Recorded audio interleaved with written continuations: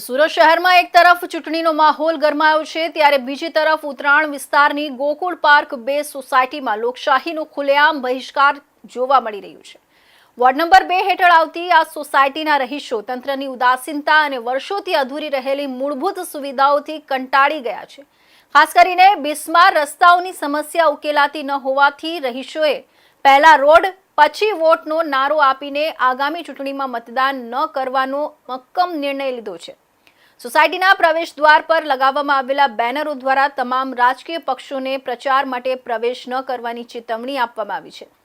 લગભગ 350થી વધુ મતદારો ધરાવતી આ સોસાયટીનો આ વિરોધ હવે તંત્ર અને રાજકીય પક્ષો માટે ચિંતા વધારનાર સાબિત થઈ રહ્યો છે। સુરત શહેરમાં ચૂંટણીનો માહોલ જામ્યો છે, પરંતુ શહેરના એક ખૂણે લોકશાહીના પર્વનો ઉગ્ર બહિષ્કાર થઈ રહ્યો છે। ઉત્તરાણ વિસ્તારમાં આવેલી ગોકુળ પાર્ક 2 સોસાયટીના રહીશોએ તંત્રની ઉદાસીનતા અને રાજકીય પક્ષોના પોલા વાયદાઓથી કંટાળીને આગામી ચૂંટણીમાં મતદાન ન કરવાનો મક્કમ નિર્ણય લીધો છે। વોર્ડ નંબર 2 માં આવતી આ સોસાયટીના પ્રવેશ દ્વાર પર મોટા અક્ષરે બેનરો લગાવવામાં આવ્યા છે, જેમાં સ્પષ્ટ ચેતવણી અપાઈ છે કે કોઈ પણ રાજકીય પક્ષે પ્રચાર માટે સોસાયટીમાં પ્રવેશ કરવો નહીં। રહીશોએ પોતાનો રોષ વ્યક્ત કરવા માટે ભાજપ, કોંગ્રેસ અને આમ આદમી પાર્ટી ત્રણેય મુખ્ય પક્ષોના પ્રતીકો પર લાલ ચોકડી મારી દીધી છે। આ દ્રશ્ય સૂચવે છે કે જનતાનો ભરોસો હવે વ્યવસ્થા પરથી ઉઠી રહ્યો છે। સોસાયટીના રહીશોની માંગણી માત્ર પાયાની જરૂરિયાત એવા રોડ માટે છે। છેલ્લા 3 વર્ષથી આંતરિક રસ્તાઓની હાલત અતિશય બિસ્માર છે।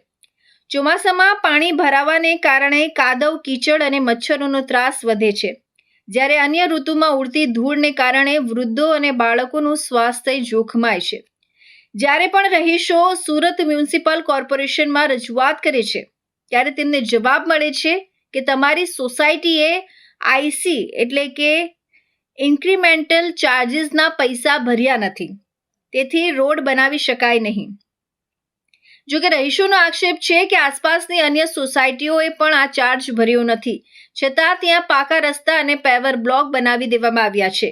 રહીશો સવાલ કરી રહ્યા છે કે તંત્ર દ્વારા આ પ્રકારનો પક્ષપાત કેમ કરવામાં આવે છે।